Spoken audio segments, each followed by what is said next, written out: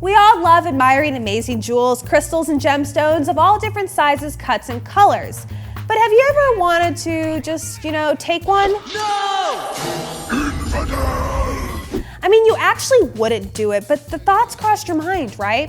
You're at a museum, no one is looking, you could just break the glass, take it, and run, right? Obviously you don't, because first and foremost, you're a good person. Stealing is bad, and you know you'd end up in jail. But also many of the rarest and most precious jewels are so heavily guarded it would be close to impossible to get off scot-free. But that hasn't stopped some of the greatest criminal masterminds from trying, and some have even gotten away with it. You might assume that some of the greatest jewelry heists were perpetrated by gangsters from the 1920s that, after stealing the jewels, shot their Tommy gun into the air and proclaimed things like, "I'm Jimmy Eyebrows Johnson, the greatest jewelry thief in the world." But you'd be wrong. Some of the most infamous jewelry thieves have remained anonymous, and some of the most expensive heists have happened in the last 20 years. A group of possibly 200 Balkan men and a few women, known as the Pink Panthers, have perpetrated some of the most notorious heists since the early 90s, and are still executing heists today. This network of criminals is responsible for heists from all around the world, totaling approximately $500 million. You heard me. I said billion. One of their most brazen robberies took place in Dubai, where men dressed in commando gear drove two Audis into an upscale mall, crashed the cars to the doors of a jewelry store, stole approximately $3.5 million worth of diamonds, and drove away, all within 45 seconds. In a separate robbery, they made off with $40 million in diamonds from a jewelry store in London by hiding the jewels in a jar of cold cream.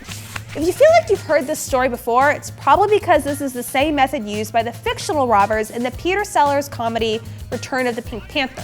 Yes, one and the same. Which is how the infamous group of jewelry thieves got their name. That's not to say that all famous heists happened within the last 2 decades by well-organized groups.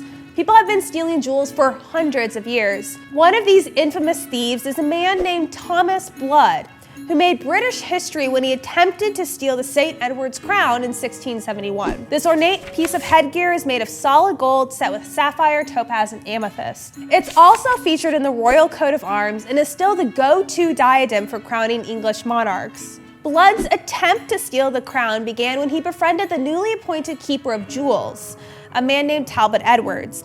Over the course of several weeks, Blood met frequently with Edwards and gained his trust. Blood even offered to introduce his nephew to the Edwards daughter in hopes they would kick it off. But here's the catch, he had no nephew.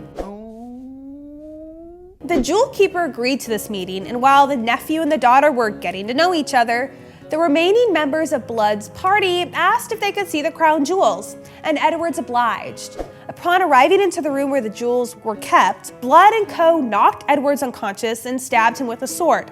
In that order, because they are jerks.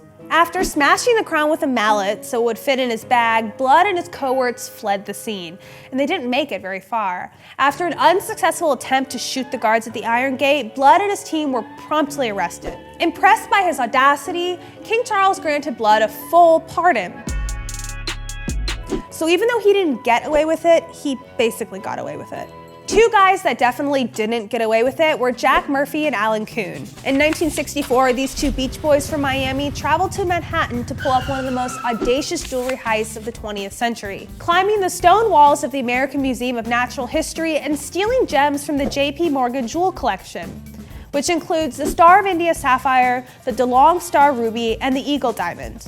And just for good measure, they also lifted handfuls of diamonds and emeralds worth close to $500,000. To be fair, the American Museum of Natural History didn't make this heist too challenging. Jack cased the joint beforehand and discovered the facility had done everything short of posting a sign that said, "Rob us," in big bold letters. There was basically no security at all, and they left a window open because the ventilation in the room was lacking. Most of these gems were later recovered, but the Eagle diamond is still at large. The current theory is that this stone was cut into several smaller diamonds and no longer exists. The dynamic duo was arrested 2 days after committing the crime, but the fun was only beginning.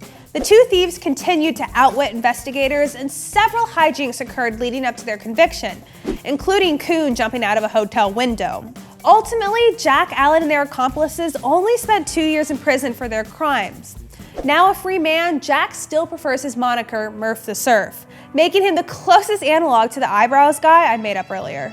Have you ever broken into a vault and stolen fistfuls of precious gemstones? Let us know in the comments below. It's okay, I'm not wearing a wire. Okay, this microphone is technically a wire, but I promise I won't tell. Also, don't forget to like and subscribe. And for more information on the topics we discussed today, check out the links below. Thanks for watching.